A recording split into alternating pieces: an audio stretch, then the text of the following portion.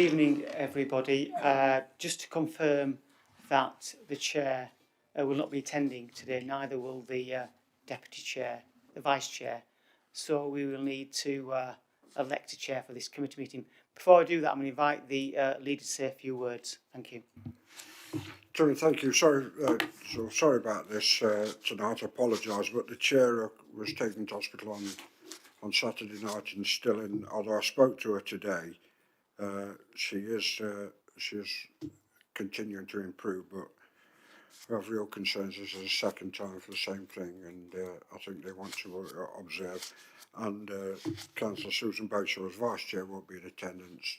James has had a bit of a reaction to chemotherapy this afternoon, so she was a bit upset when I spoke to her earlier on.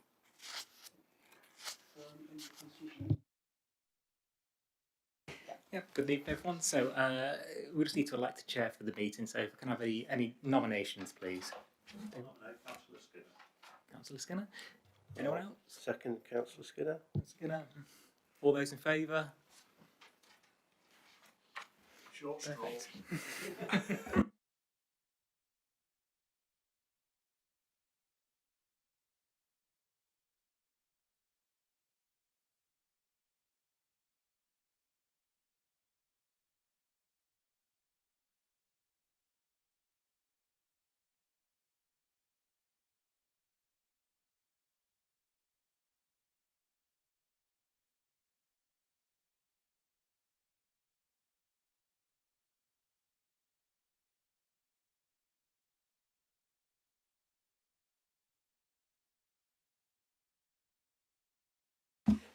Do you have any other apologies apart from the two that we've just talked about?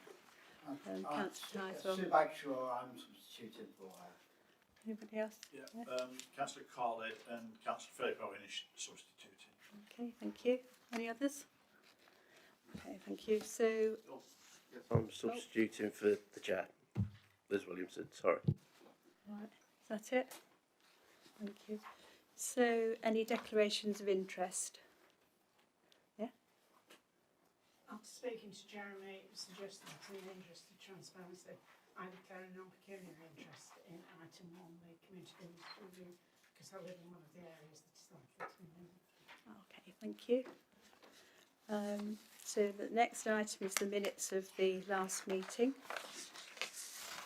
Can I see those in favour of the minutes? Are you the only one? All those in favour of the minutes? Anyone against? Any abstentions? Yeah. Okay, thank you. It's yours the same. Thank you. Right, so the next item is item 4 on page 70, and that is the community governance review. So, we're going to speak. Hello, you're going to talk about that one, are you? Thank you very much. Yeah, thank you, Chair. The committee, I'm sure, will remember at a previous meeting approving the initial proposals for consultation for looking at the review of parish and town council boundaries. There was a 3-month consultation on those initial proposals, and after that time there was a task and finish group set up with members from all parties, and the group met and they went through all of those initial proposals in light of the comments received, alternatives proposals put forward by parish councils and also members of the public. And what you've got before you tonight are the recommendations of the task and finish group in respect of each of the initial proposals. The task and finish group was mindful of the comments received, of the need to maintain community identity, but also the proposed development which is likely to come forward in the next 5 years. So, for example, where the proposals might mean that a town or parish council loses properties and potentially loses precept, there will be development which will come in to mitigate those losses. And also the need, therefore, to ensure that we have sustainable parish councils as well. The next stage in the process will be following the meeting tonight. As I say, the report sets out the draft recommendations of the Task and Finish group. Subject to this committee's approval, there will now be a further 3-month consultation on the draft recommendations, where town and parish councils, members of the public, members of the council can put forward again any comments on those draft recommendations. They will then be considered by the Task and Finish group after the 28th of February next year, and then there will be further final recommendations brought to this committee and then to full council for approval, and the reorganisation order will be made next June. So that's where we are at the moment. Councillor Carl actually chaired the Task and Finish group. I don't know whether he would like to add anything to that, Chair. Yeah, just say thank you to all the officers that worked very hard on this. And I have to say it was a very useful group. It was a difficult task, but we did it. Not with ease, but I think there was a lot of unanimity in the room, and we all discussed things in a way that we could all understand where everybody else was coming from, and we made some alterations and what have you. I have to say it was incredibly straightforward to do anything south of the A610, but when you came to north of the A610, quite frankly, the best idea would be, but unfortunately it's not within the remit of the Task and Finish group, is to actually start again. But such as the development that's taken place up there, and the boundaries, a lot of which are very historical. I think Greasley goes back to medieval times. I think that's how far we go back. But we've done basically what we can to the best of the ability that we've and the tools that we've got to do it. I understand that a few of the parishes and towns up there will be worse off precept wise to start with, but what we ensured and what we made happen is that those areas would have in them areas where there will be development. So there's developments eastward, there's developments within Greasley, there's developments within Kimberley, which should make up for, over the next few years, the precept that they're being lost. But nobody is losing a huge amount of precept. That wasn't the case south of the A610, where Alresford Parish Council's bid would have virtually made Cossall unviable, and that is a case where we actually looked at the precept rather than what made sense from an estate point of view, because I don't think it was our job to actually make existing parish councils unfeasible. So again, just thank you for everybody who took part. It's quite a pleasurable experience, really. But thank you. Okay, so before we have any other discussion, I'd like to move the recommendation, and I'm suggesting that we accept all the recommendations from the groups. Otherwise, we'll be here forever. But it was a really good group. We got on well with the job, and it's very difficult to look at a map when you don't live somewhere and do the sensible thing. You want to just draw a line, don't you? And then when you hear from somebody who lives there, you realise that's going in a ridiculous place, and you have to have inside knowledge, as it were, to do the proper job. So really, everyone should have had a site visit to do the whole thing, but that obviously isn't possible. So it now goes out for 3 months consultation, as was just said. So that's the time when local people can put their views forward and give us some more ideas. So does anybody want to talk about any of the items? Yeah. Thank you. What I'm going to say tonight is a combination of what I think, what people have told me or asked me to say, and the comments of one particular parish councillor who has tried to do a lot on this exercise, and I think she's been in contact with Sue today. As an exercise in democracy, despite I appreciate what Steve and Helen have said, to me it's been flawed and a failure, and I'll go on to explain why. it seems that it's purely an exercise of numbers without regard to people.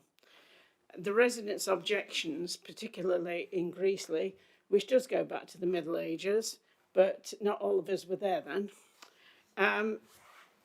they say that the arguments were for historical reasons and because of the erosion of the parish. Well, maybe that's because those people feel passionate about where they live and wish to stay there.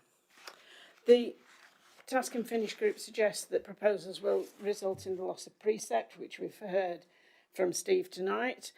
I'm going to be very naughty here because it says the Beamlight development in Eastwood, part of that's in Greasley, and the Greasley development, if it's only Acorn Avenue, there's not a lot of development left on Acorn Avenue, there's not a lot of room for it.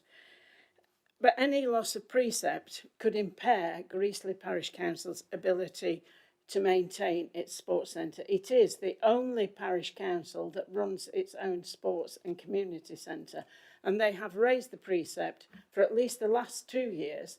And my biggest concern in this is what will happen to my residents if the precept has to go up again. They're facing rising costs of living, fuel's going up. You know, we all know the story, inflation, etc., food prices rising. Another rise in precept is not exactly going to go down well with those residents. Although Broxtowe Borough Council sent out to residents like myself and my friends and neighbours who will be affected by this exercise, it was made plain it was a parish council issue. But there are problems with Greasley Parish Council at this current moment in time. They showed more interest in the potential parliamentary boundary changes than they did in the parish changes, which would affect them more than the parliamentary changes. Despite being asked if they were going to become architects of the decimation of this large and historic parish, it took them a while to act. A document, which was actually not received by all on the estate that I live, was sent out, but some people regarded this as lacking in substance and encouragement. It didn't encourage them to write in because it didn't give them any ideas. And let's face it, people may have strong feelings, but when it comes to putting the pen on the paper and writing into a council, they're a bit reluctant in case they look daft or stupid. You know, had they done something like give them a reason and a ticky box, a lot more would have responded because it was easier to do. The report that was sent into Broxtowe Borough Council, and despite the fact that I'm the Borough Councillor for Greasley and offered to help, I haven't seen it, but I understand it was produced at an extraordinary parish council meeting one afternoon. But I would have thought it would have taken more than one meeting to come up with a decent response to this if they were going to be effective for the people. Despite this, I am told by one of Greasley Parish Council who has tried hard. She's rung me up, she's talked to me, she's talked to lots of people. But she tells me that the recommendations in the report are contrary to everything that Greasley Parish Council said. And I don't know if that's true because I have not seen the report, but that's what she asked me to state. The report uses Mr. Charlesworth's report. Very good report. He gave me a copy of it. We're not going to fall out over it as he feared we might. But it seems to be using the Royal Mail as the guideline. You know, follow the boundaries of the Royal Mail. Well, we in EHA2 were given our postcode when the Royal Mail did it, but I'm old enough, as you can tell, to have been in the letter writing rather than email era. And the address that brought my mail to me at that time when I bought that house was 30 Coach Drive, Newthorpe Grange, Greasley, and actually it got to me on several occasions. I'm not sure using the Royal Mail as a guideline is democratic. Could we do that? I think you've got one more page left. I haven't got much. Oh, okay. I could go on, Yeah. but I'm not. I've controlled myself. A lot of this stems from the fact that when they warded the borough wards, we were put in with part of Eastwood and Greasley, and Sue will probably be able to tell me I'm right or wrong on this, but I do remember asking her at the time. I can't remember what the answer was, but I seem to remember it was 50-50 Greasley and Eastwood, or round about that number.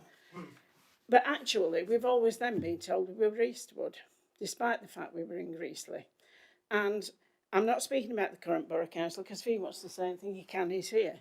But other borough councillors have never come to Greasley Parish Council meetings or reported on anything to the Greasley Parish, despite the fact they represented people who lived in Greasley, and this people do feel somewhat aggrieved about. I understand that Greasley Parish Council suggested following the middle of the roads, but the recommendation goes on to put all of Newthorpe Common into Greasley because it fits in Greasley, but Newthorpe Grange is actually more fitting to be. I don't understand that. It speaks of Braemar and Beamlight area being isolated from the rest of the parish, but there is a planning application to the other side of Can I Mackins suggest Dip. that, you know, in the 3-month consultation, that you put all this I together? have put and all this in, Helen. We've got another 3 months, though, to go round with it, because But we seem to be having people the have whole asked me to consultation put this forward. now. This isn't just me. I've been asked to do So this. if you're doing this on behalf of a ward, I think you get 5 minutes. Is that right?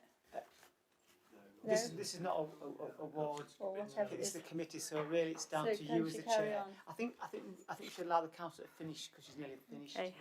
Are you nearly at Well, the I end think then? so, because otherwise all you'll say to me is I go back to Greasley and say, actually, you were right, it wasn't Greasley Parish Council, it's All Broxton right, then Borough finish Council your don't last want page it. then. It speaks of Braemar and Beamlight as being isolated. If you're taking the parish council, if that was correct, because I'm only quoting what the councillor asked me to quote tonight, the middle of the road, that would have taken them straight down to the 610 and they'd still be linked with the parish. And I actually am puzzled by the fact that Eastwood Town Council will want all that derelict land in the vicinity to come into Eastwood. It strikes me as a bit odd. And I mean, I hear so many times sustainable boundaries in Borough Council meetings. Coast Drive Estate is surrounded by 2 sustainable boundaries, the Brinsley Brook and the Beauvale Brook, but that appears to have been ignored. It is purely an exercise in numbers, and it is going to affect the parish of Greasley and my ward, I think, significantly, and I will put this in writing again, Helen. I have done it once. Trust me, I will do it. But, you know, if it was on the committee agenda, then I feel I had a right to speak about it. Since I haven't had any other opportunity. I wasn't on the task and finish group. Absolutely. So But we didn't take this lightly. We did look at things like natural boundaries and obvious boundaries and historical things. We didn't just look at numbers. doesn't So, look like thank that. you anyway. Councillor Carr. I'm very pleased you've said what you've said, Councillor Hanley, because I think it's important that the committee and the council should know the feelings of everybody. I have to say that the evidence that we had and the submissions we had from councils in that area, it was quite evident that that Nuttall and Kimberley particularly had done a lot of work on this, and it was also quite evident that Greasley Parish Council hadn't. But I have to say, and I think the other people on the committee would say, that we gave equal weight to all of the submissions from the town and the parish councils. But you know, please do encourage, and if you think something's wrong with how we're consulting on this, then I think we should take that on board and perhaps have a look at that for the future. So when we do the 3 months consultation, that should probably make it easier for people to respond. But we have got the extra. We've got the 3 months. This isn't the end of it.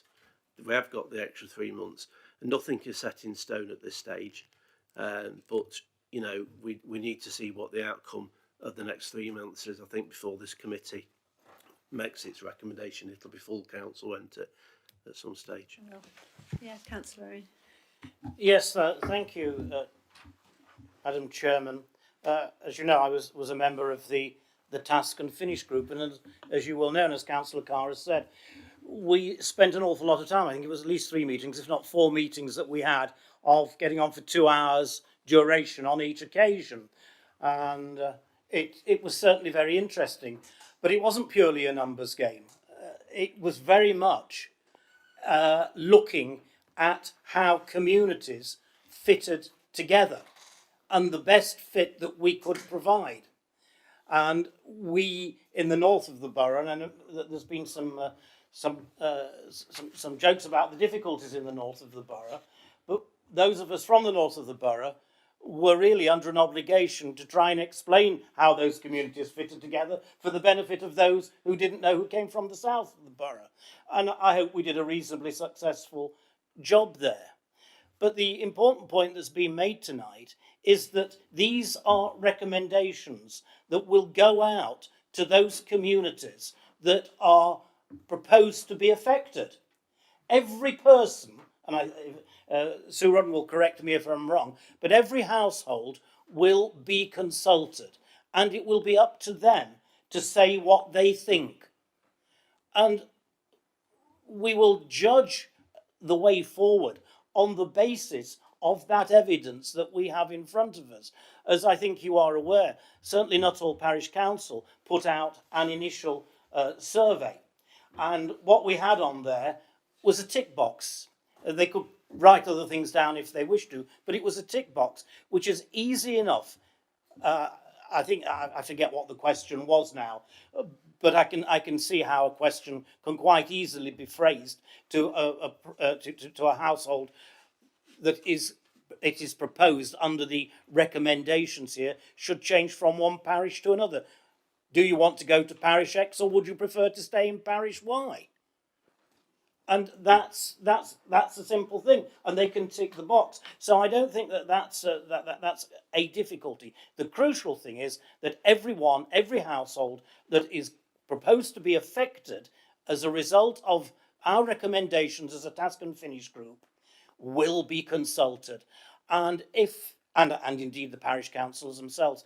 I don't think we can be any fairer than that, and I'm sure we will base our final recommendations to this committee and then to council on the basis of the returns that we get. Thank you. Sue, did you want to come in on that first? Thank you, Chair. Just to confirm, we did actually write to all properties who could be potentially affected by the initial proposals, and we will do again the same, even where, for example, we're looking at Babington Village, which we one of the initial proposals was to move that out of Kimberley parish area. One of the recommendation of the Task and Finish group is that no, it needs to be kept in Kimberley, but we will write to those residents again to let them know what the recommendation is. And we'll also put an FAQ leaflet in this time, which will answer a lot of the questions which came up last time, like will it change my postal address, will it affect the value of my property, even down to things like will it affect the catchment area and all this sort of thing. So hopefully that will help. The comments have been useful about the tick box, and although I've drafted the letter, I will redraft it on the basis to give them people information, and then a tick box at the end of it. When we sent out the initial proposals, we did say to all parish and town councils, if you would like any help in terms of numbers and that sort of thing, even bigger copies of maps, please get in touch. That same offer will be made again to all parish and town councils. So if any parish town councils aren't happy, I was thinking particularly of Greasley, if they do want some help from us, that help will be readily available. They just need to get in touch with us. Thank you. That's good. So we've taken some of your suggestions on board. Janet. Thank you. First of all, Councillor Handley, I'm very glad that you have come and able to put your views and the views of Greasley here. As a member of the task force, it wasn't a numbers game to us. It never was a numbers game to us. And we had really very thoughtful and helpful advice from the council officers, and whatever questions we asked, they were able to answer. And so we moved forward. I'm not good at the details, but I understand the principles that although it may seem unfair at the moment, in the long term, and we have to look at the long term, it isn't just for now, that with increasing building in this area, the precepts will not in 5 years be as they were. And as it is also work in progress. I think my gut feeling was that we did the best we could, and I think we did a good job because we had no political difficulties. We had all the best intention of looking not just at one, but all the area, and all the area is bound to be different from what each of the three or whatever the number want, if you follow me. Our business was the oversight, but it is work in progress. So, you know, do carry on. Thank you. Councillor Watts. Yeah, thank you very much. Moving on from that to a different question. And I'm looking at the plan of trowel on page 11 of supplement 1. And this shows us the red line from Stapleford to Trowell that comes up over Trowell Moor. And by the A609 and north, it goes up the middle of Coventry Lane, Bilborough Road, which is absolutely fine. And I'm delighted that it's been adjusted south of the A609 so that Chantry House, which is on the west side of Coventry Lane, stays in Bramcote and doesn't move into Trowell because it will be completely isolated from the estate. I noticed that one person raised that, so that was me. But just a little query on the way the map is drawn, where the red line reaches Coventry Lane, because at the moment it's drawn that the Trowell boundary actually crosses Coventry Lane to the junction of Moor Lane and then goes back again, which just seems a very odd design for that. We're talking about a very, very small patch of land, but surely the idea was to bring the red line up Coventry Lane, the A6002, and not to cross it. And that patch, it's only a few square metres, but that is a patch surely of Bramcote and not of Trowell. I would have thought that where the line on the left, also on the right of the map, crosses Coventry Lane, and you can then see the dotted line, which is the boundary. It ought to the boundary of the city. It ought to have just gone straight up Coventry Lane there, and that little bit that's caught in the kink should be part of Bramcote. So I just couldn't see why we didn't just have a straight line there. Do you have an answer to that? No, Pastor Judith. Yeah. Thank you very much. So basically the recommendation of the task and finish group was to leave that boundary as it was at that point. But we can certainly take that on board and just, you know, take that, because I do agree with you, it does make a bit of a nonsense at that point, and it won't affect any properties, Chair. So I can't see why, if you want to put, you know, just put that into the CGR mailbox and we can take a look at it. Thank you. Thank you. Anybody else? Okay. Shall we go to the vote now then? So we're voting on all the recommendations en bloc, knowing that we're going to consult on them later. Right then, those in favour of the motion? Anyone against? Abstentions? Okay, 2 abstentions. Thank you. Right then.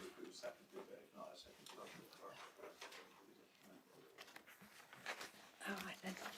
So, item 5, which is audit of accounts on page 25. Right, so this is a complicated one. So I'm going to do this recommendation now before we go on to any discussion. So the recommendation on the bottom of page 25, that we receive the audit's completion report for the year ending 31st of March 2021, and then resolve the following 2 things: the statement of accounts for 2021 and the letter of representation as circulated with this agenda be approved, and delegation then be given to the Deputy Chief Exec, Section 151 Officer and the Chair of the Committee to approve any further changes required to the statement of accounts for 2021. So, can I have a seconder first? Okay. Thank you. All right then, what would you like to say? I just want to say a few words on the accounts and the audit. I'm pleased that we did complete the audits the accounts a month in advance of the statutory deadline. The audit of the accounts is substantially complete, and we do have with us our external auditor to feedback the outcome of the audit. Once we've had that, I'm happy to take any questions on the accounts as well. Thank you. I have to say it's a really well written, comprehensive report. Mark, do you want to bring Mark in? Hold on.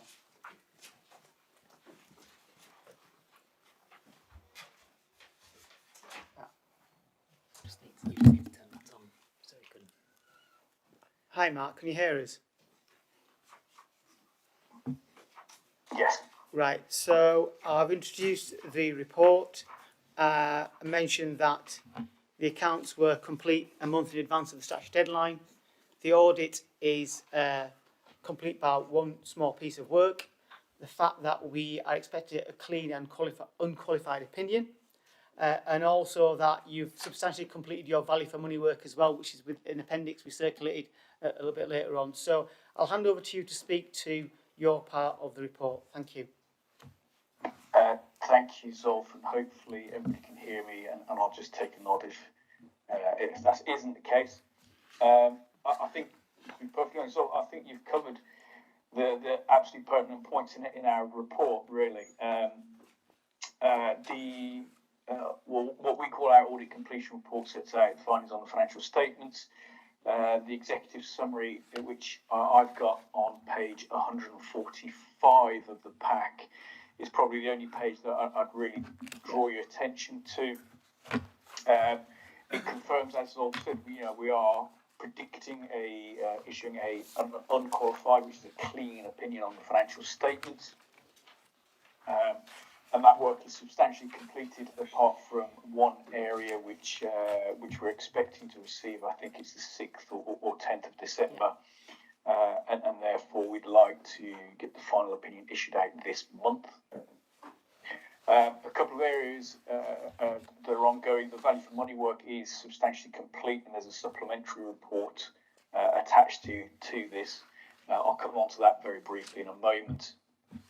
We're also required to issue a conclusion on the whole of government accounts consolidation pack, but unfortunately we still haven't received the information on what we need to do as part of that, and I don't think the council has received its requirements yet either. So that piece of work won't be complete. Possibly December, it could be January. We're not certain because we haven't received the guidance notes yet. Page 147 of the pack sets out the areas yet to complete, and I've mentioned those briefly already.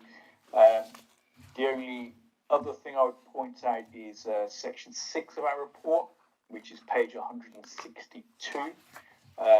Sets out the areas where we've identified differences in as part of our audit, but on the basis of them being not material, there's no proposal to have them adjusted in the financial statements. Those will be appended to the management representation letter, which we will receive in due course. Lastly, I would just, again, page 165 of the pack gives you an introduction to our approach on the value for money for this year, and is supported by the supplementary document. That supplementary document, I appreciate, is long. It is completely intended to provide a very broad set of positive assurances from us to you as a committee across the areas of financial governance, financial planning, decision making, and arrangements for improving economy efficiency and effectiveness. There's a lot of detail in that report, but ultimately it confirms that we haven't identified any areas of concern. And at that point, I will pause and just take any questions from from any members of the committee on any of the reports, or if they like any other clarifications. Okay, any questions? Councillor Owen. Yes, thank you, Madam Chairman. You say that you've not identified any areas of concern, but looking at the value for money report at the bottom of page 3, I'm not sure that I can read this particularly well because I know it's been highlighted or there's been an attempt to redact it. But it said the very last sentence, it talks about drawing down general fund reserves to support the budget. And it said that it says failure to prevent the budget reserves falling below the council's minimum of 1.5 million threshold. Failure to do so could result in an adverse finding in our future audit. Now, does that mean you don't have confidence in the council that it's able to do that? Because I've not seen a deal of evidence to suggest that the necessary savings are being made to prevent further withdrawals from the reserves. And there are other things that it's difficult to read. I did look at them on the electronic version. On page 14, we've got comments there. I can barely read them. On the second column, in our view, the report to members could be improved, if not at each meeting, but at least annually, by drawing out further content from the supporting risk registers, for example. And then it goes on to talk about tracking the risk score by quarter and other things as well, which I can't make out. This would imply that, in your view, members are not being given sufficient information. And there's also a section on page 15 in the first column. No annual report is produced to this committee. And although there is no legislative requirement for standard committees to produce an annual report, doing so is recognised as good practice. So you're identifying the fact that we're not engaged necessarily in good practice all the way through. So I think there are at least one or two areas of concern there in the report that you have produced, even though they've been highlighted out, so I can't really read them very well. So if I take them in turn, if that's okay. First of all, we will remove the highlights and we will issue another report shortly, which will take them away. They were merely administrative highlights for us as part of our tracking of our comments, not redactions. If I take them in turn, and obviously, Zolf, you may want to comment afterwards.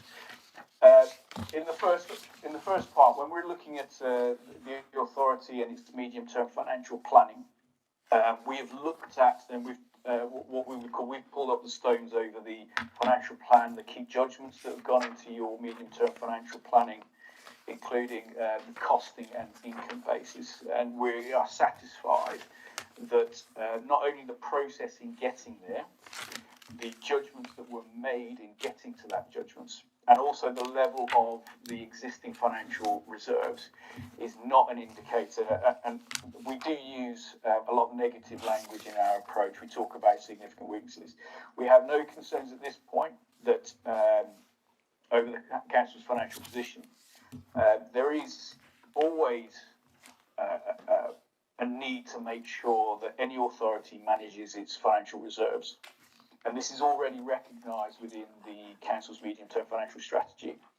The drawn reserves is brought out over a number of periods, but there is sufficient time to tackle that. From our perspective, we think it would be remiss of us not to say that the authority should make sure it doesn't continue to draw on reserves, because they'll always run out if you do that.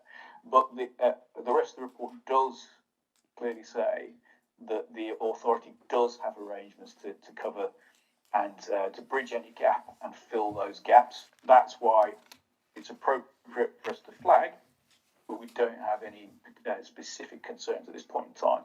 I'll pause at that one because Yeah. you might want to come in on the financials before I pick up the other two. Thank you. I was chomping at the bit there, Mark, and just to bring a bit of detail to the committee on page 10 of supplement 2, and at the end of March 2021, our general reserve at 6.873 million. That's the highest it's ever been since I've been here, and I've been here 4.5 years. So it's the highest it's ever been. Just stating the facts for members. The other point I want to make, I think it's an important point. We do have an MTFS gap, and we use a business strategy to find ways of meeting that gap. And what we do every year through the cycle is go through a range of income proposals and saving proposals for members' consideration. And we'll do that again in 2022-23. I think it works rather well. There's a bit of a way to go, but the key point here, Chair, is that we have assurance that we have a strong balance sheet to meet that medium term. And secondly, we also have the benefit of potentially some additional resources through stamp compensation, which is significant, which will boost that.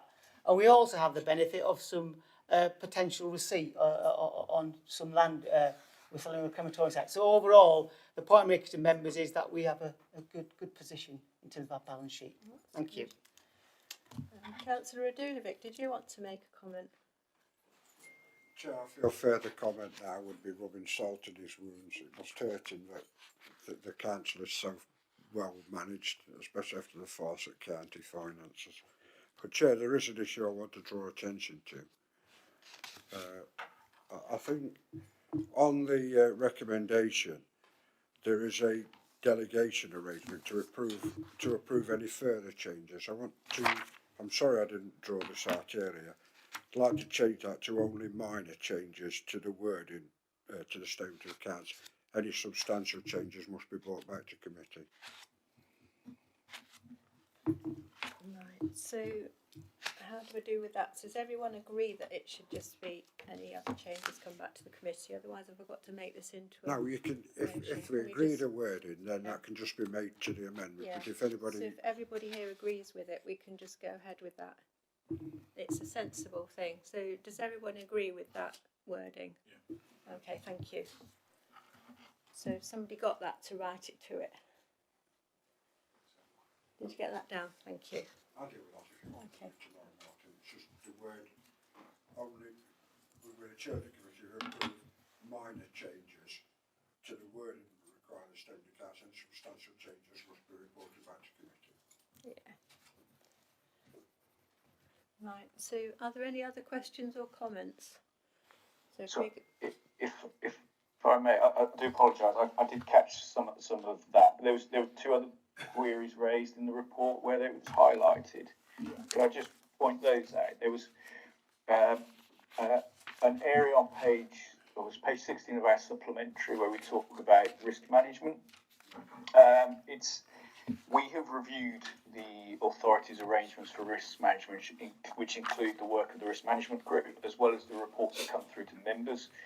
As part of that, what we've highlighted there is we think there's just an opportunity to take some of the good work that's done in the risk management group and just take what already exists and put into the overall report.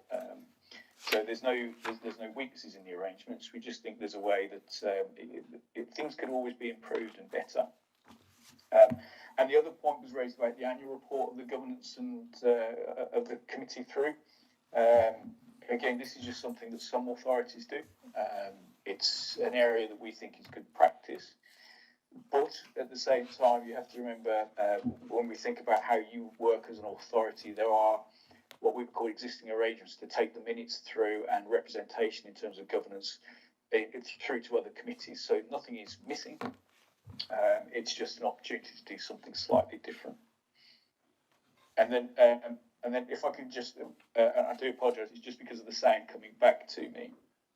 I think, could you just please confirm, I think that the proposal, sorry, can you just clarify for me what the proposal is around the statement of accounts? So we have one set of changes to make to the fixed assets. Just to be clear to the committee and being absolutely clear, there was an omission of a fixed asset, so we're going to carry out the valuation and then amend the fixed assets in the balance sheet and provide you with the revised accounts for you to give an opinion on. That's what we're doing over the coming weeks. Yeah. Yeah. Okay, that's fine. Thank you. Okay. All right now then. Good. Have you got anything else from you, Mark? Have you got anything else? No, not from me, but obviously I'm still here, so if there's any further questions now or through the duration of the meeting, I will be on standby. Looks like he's looking at your paper. All right, okay. Can't really see it, can he? Yeah, there's nothing further from me. Thank you. Nothing further from me. Thank you. Okay, thank you. So can we go to the vote now then? All those in favour of the recommendation? Anyone against? Abstentions? Thank you, that's carried. Right then, on to item 6, which is on page 29. Right, this is about being a going concern. I think this is just a term that you use, isn't it? Just so that we're right and proper. Yeah, this is an important report to give assurance to the committee and our auditors that we are a going concern, and the report does that. It's part of the code of practice. There's a slight typo. I'm not the designed 151, I'm a designated 151, I think. That we can design a 151. Designer. Yeah, so it's there for members' consideration, and yeah, it's a regular report we bring to the committee to give assurance that under the code of practice we presented this report to the committee.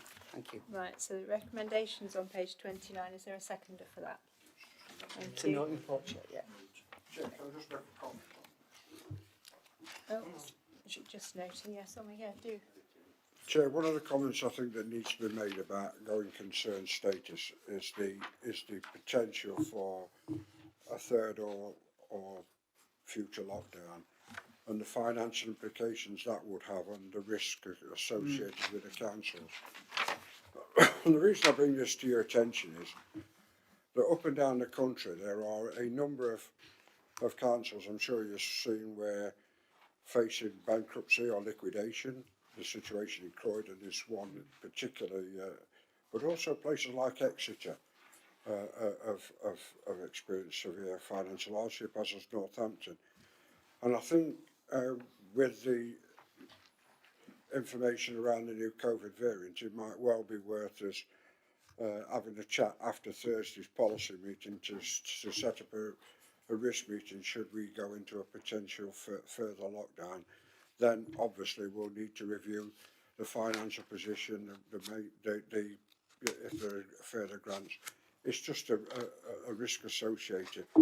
Well, you know, as from tomorrow, restrictions are being brought back, and I suspect that by Christmas there will be even further restrictions, and I think it would well be worth us having that risk assessment to make sure we're in a good place should a further lockdown occur. Yeah. Good idea. Yeah, our head of finance will be able to note that important point. Thank you. Thank you. Thank you. Any further comments? No? Right,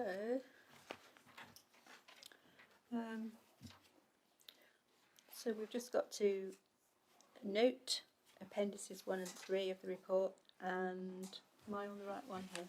It should be on page 29. Yeah, I should. Yeah, jumped ahead. And become a going concern. So that's noted. So now we move on to item 7. On this one we have to note and vote. So is there a seconder for that recommendation at the bottom? Thank you. So any comments or questions on this report? Is anyone going to talk about it? Mr. Chris. Hello. Hello. Welcome. Okay, good evening. Sorry, it's my first committee meeting.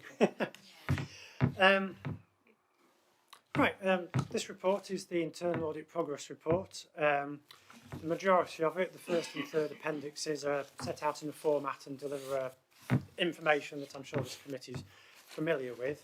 The second part, which I'll come back to at the end, is a request for approval for an amendment to the annual audit plan for 21-22.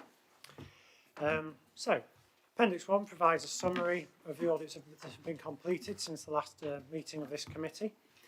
6 audit reports since September, including 1 financial appraisal that was related to part of the Beeston Square development. For members' information, of course, a summary of the findings for each audit is provided from page 36. I'm pleased to report that, as is often the case, the majority of the audits have been able to deliver substantial assurance over the council's operations, and no significant areas of concern have been found in the majority of the council's areas. To move forward to the third part of the report, which again is the sort of regular report to this committee on the progress of audit actions from previous audits.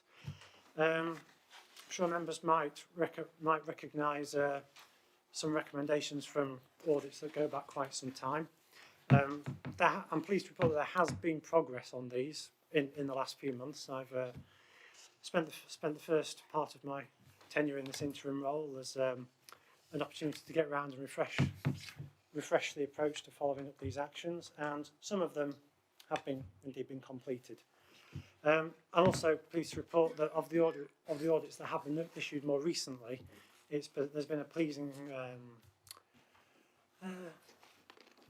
what's the word I'm looking for?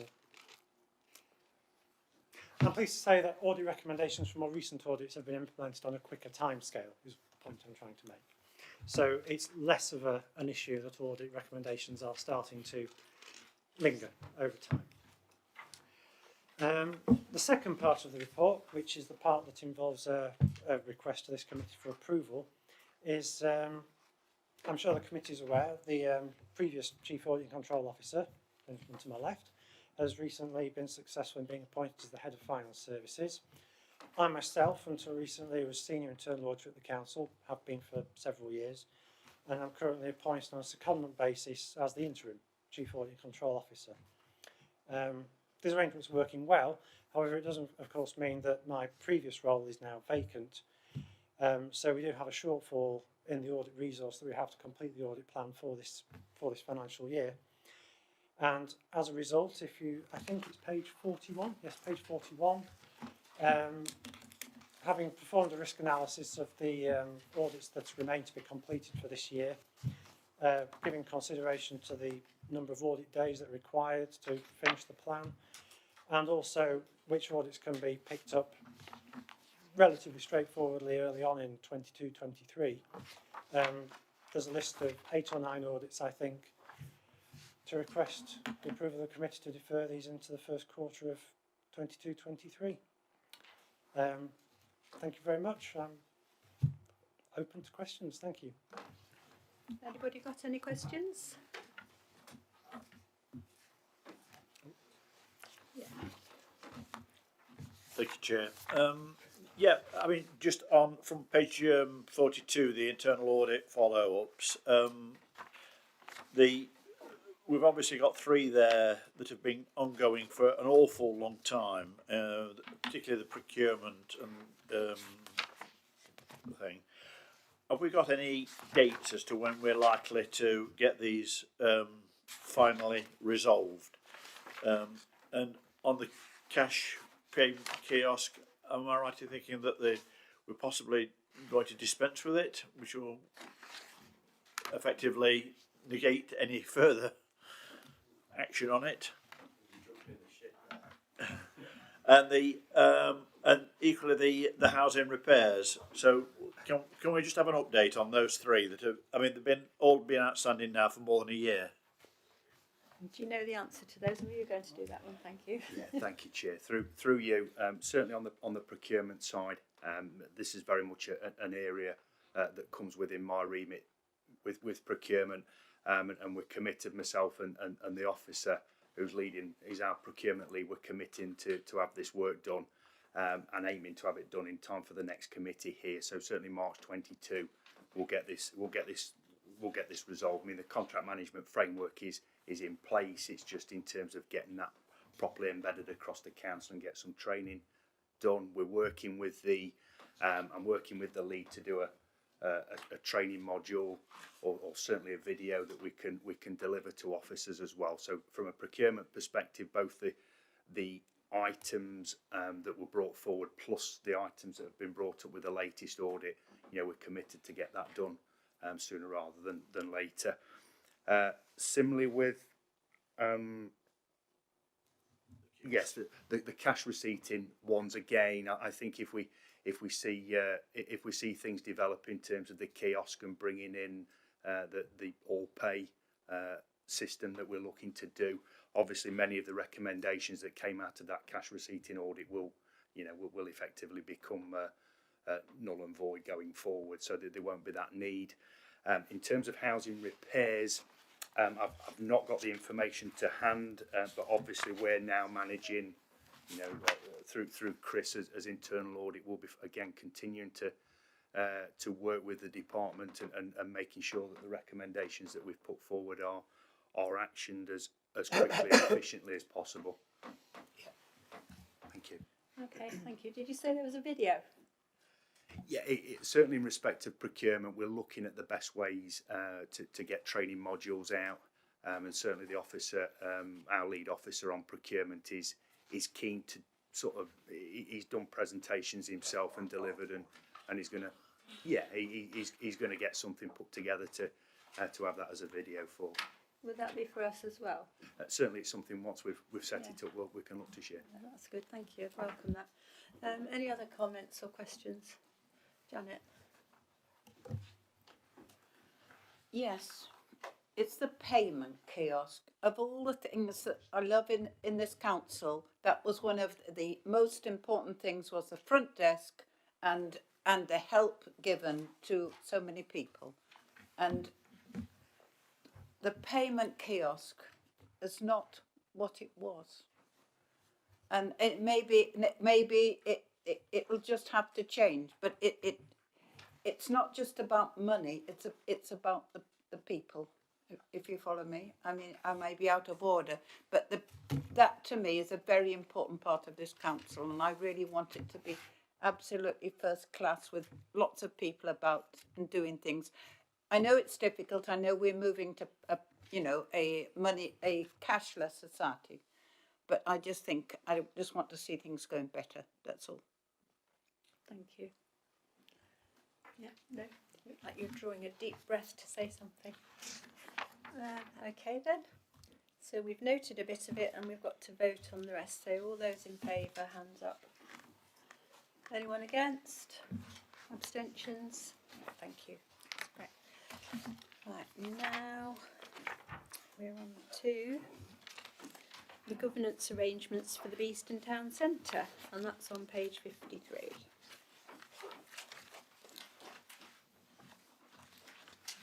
So this is a noting report again. Did you want to say anything, Milan? Yes, Chair. Throughout the pandemic, involving himself in major construction projects like this, which is the council's, wholly in the council's ownership, I think required a new set of working, which could I think in the future be seen to be contrary to the proper financial regulations, in that no face-to-face meetings took place; they were all virtual. And whilst it took into account the board arrangements for, it says the council's constitution, the scheme of delegation, standing orders and financial regulations, there was concern in me about the potential for challenges to future date as to the openness and transparency related to the way in which the project was carried out. So I asked for a governance review to be looked at the way in which the whole project had been managed from start to finish. And you'll see on page 55 those members that took place. There was myself, the deputy leader, the chair of finance and the leader of the opposition, and of course with the project sponsors and associated professionals. The report that's before you tonight clearly sets out that those, to the best of our ability and the facilities available and resources available at that time, were the best options, Chair. And whilst you know, it's easy in hindsight to look back and think, wow, you know, he completed a £14 million project through a pandemic on time and on price, you know, with the private sector heavily involved in investment in the shops and units associated with the cinema development. It is actually was a time for real concern, and there are obvious occasions within that where we operated, particularly in the first instance, with very low level of technology in the first part of the pandemic during the capital works.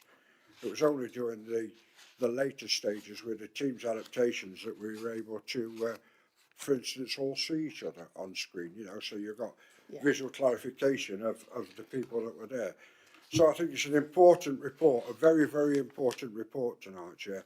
And should any potential further lockdowns, heaven forbid, arise, we will use a similar sort of governance arrangements for overseeing all major capital projects within the authority taking place. Thank you. Did you want to still Yeah, just a few points. I endorse everything the leader has just commented on. This is probably the biggest commercial project this council has ever managed, and I'm pleased to say it's been a successful outcome. I think there's lots of learning here for us in terms of our next big strategic project we're thinking about. Can I say leisure centres, housing schemes, towns fund, levelling up, lots of large strategic complex projects. If we can learn from this project and bring it across to these large exciting projects in the future, that will be great. But a good detailed report, it outlines what's gone well with the project, and actually at the end some areas of improvement as well. So I would bring this report to members' consideration. Happy to take any questions. Thank you. Thank you. Any questions? No? We'll note that then. Move on to item 9, which is a review of the risk register. So this is a voting one. We have to look at the amendments to the strategic risk register and the actions to mitigate risks as set out in Appendix 2 and approve those. Is there a seconder, please? Thank you. Martin, thank you. Yeah, so thank you, Chair. So members will recognise this as the regular update report to review on the Council strategic risks. A summary of our risk management process is provided in Appendix 1. And then Appendix 2 provides the details of the proposed amendments to the Strategic Risk Register that we put forward following a meeting of the Strategic Risk Management Group in October. Members will not be surprised to see that the highest red risks continue to be failure to obtain adequate resources to achieve our service objectives, the failure of strategic leisure initiatives, and then the potential failure of Liberty Leisure. There are some positives in there. Members will note the positive movement in the residual risk score for risk 3, which is the failure to deliver the HRA business plan, where we felt that given the effectiveness of key controls and risk indicators in place and the progress being made with addressing actions, we could reduce that residual risk score. And similarly, again, linked to the previous report, risk 6, the failure to complete the redevelopment of Beeston Town Centre. Again, given that this major project is completed and progress is being made with the leasing of the food and beverage outlets, again, we felt that the residual risk score could be reduced as well. Nothing further to add for now, but happy to take any questions. Thank you. Okay. Any questions? Yes, third one. And then Councillor Owen. Yeah, thank you, Madam Chairman. I'm just interested on page 70, risk 7, not complying with domestic or European legislation. Didn't realise we still had to comply with European legislation, so I'm not quite clear why that's there. I can't see there's any risk whatsoever. We've told them to get lost, and rightly so too. So does that really need to be there? And I know we're going to be talking about this in far more detail on Thursday night, but for failure of strategic leisure initiatives, I see you've got that flagged up as red. So there's a great expectation that these leisure initiatives, particularly with regard to Kimberley Leisure Centre, are going to fail. Is that it? Emma then. Chairs, I hate to shatter Councillor Owen's bubble here that is set out. No, it doesn't mean that at all.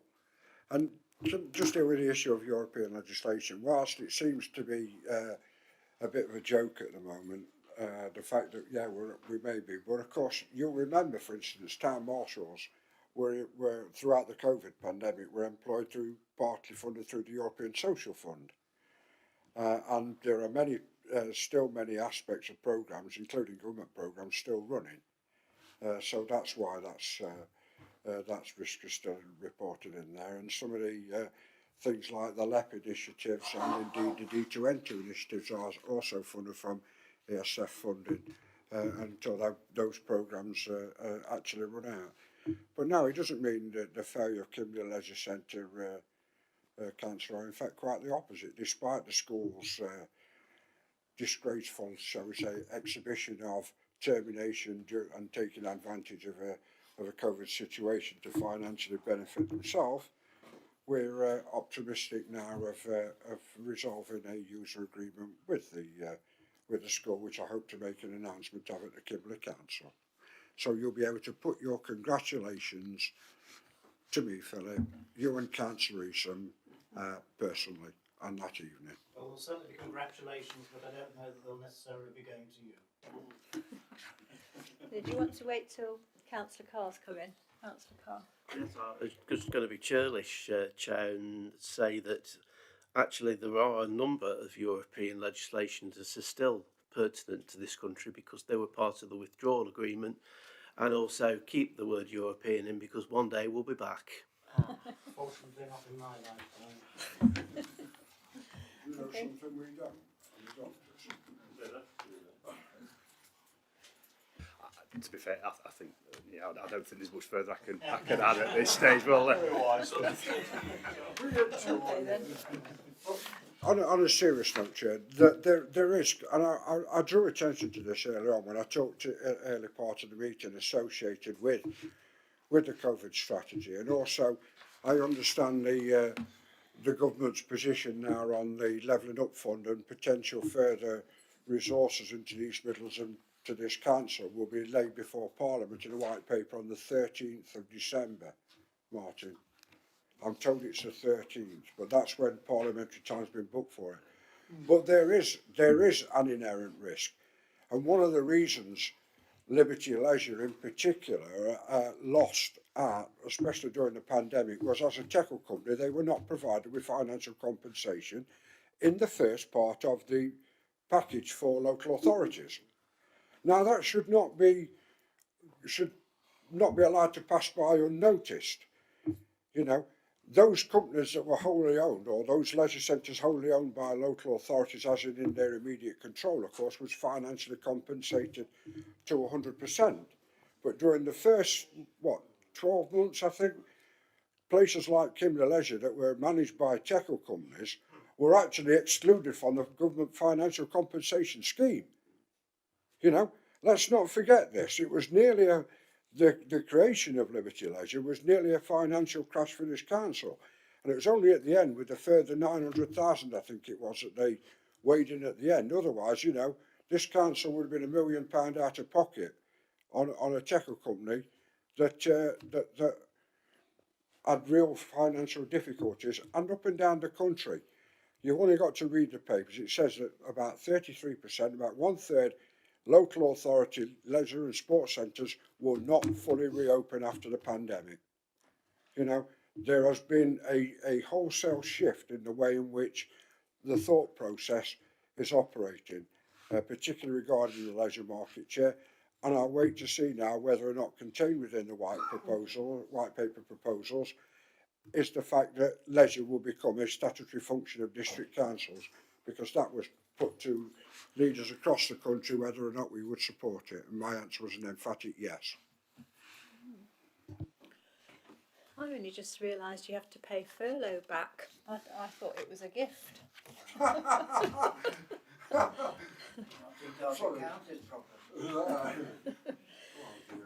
Sorry about that. Okay, let's go to the vote on that then. On page 65, those in favour? Anyone against? Abstentions? Thank you. Right. Now the last one is odd. The report of the monitoring officer. Do we just note that? Do we comment on it? Or Aaron, is that Aaron? do you say anything or not?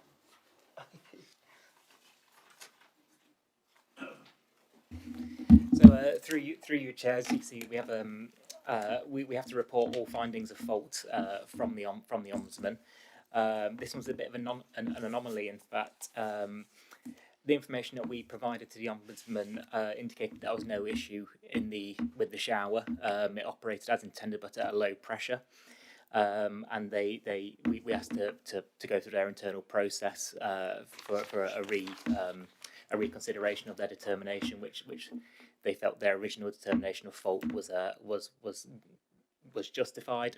So we've complied with the recommendation of an apology and issuing the complaint with the £200 compensation. I've taken any questions if there are any. Yes, Councillor Owen. Yes, thank you, Madam Chairman. I have some concerns about this because clearly there have been a number of mistakes or issues that have been raised as a result of this complaint and the Ombudsman's investigation, not least advising the complainant to go to the wrong branch of the Ombudsman. It should have been to the housing ombudsman rather than the local government one. But what concerns me particularly is the outcome at the bottom of page 75, not the fact that we've paid the compensation as required by the ombudsman, but the fact following the conclusion of this complaint, the council reviewed its internal functions following the conclusion of this complaint, but it did not make any adjustments. Now, clearly there has been a finding of fault. And there, you read the report and you can see that there appears in the Ombudsman's eyes that there was fault in the initial assessment, that this person who is presumably disabled and not able to wash in the normal way had a faulty shower which was not going to be repaired for at least a week. And I accept that COVID and the restrictions clouded that particular issue. But nevertheless, there appeared to be no flexibility in the system. And also something that I hear time and time again, not just in this authority, with another authority just down the road, and I say the same things to officers there as well. Lack of communication or poor communication. There has been a failure to communicate effectively. And so often, these complaints are really forced on because of an inability of a council to communicate and to report back in an effective way. So it disappoints me that the outcome is, we've heard what the Ombudsman says. I know we haven't got to pay over the money, but it would be unusual not to pay over the compensation, but we're ignoring everything else. And that, I think, is quite wrong, because clearly reading through what the Ombudsman's findings are and the results of his investigations, there are things that need changing, and it disappoints me that we're not. Thank you, Madam Chairman. Thank you. Do you want to come back on that? Sorry, through you, Chair. Only in that on this occasion, when the initial assessment was made, there was no indication of a mobility issue with the tenant. So on the face value, when the phone call was made, there was no way in which they could produce. There was no information in which the back office staff could progress the repair forward. But apart from that, yes,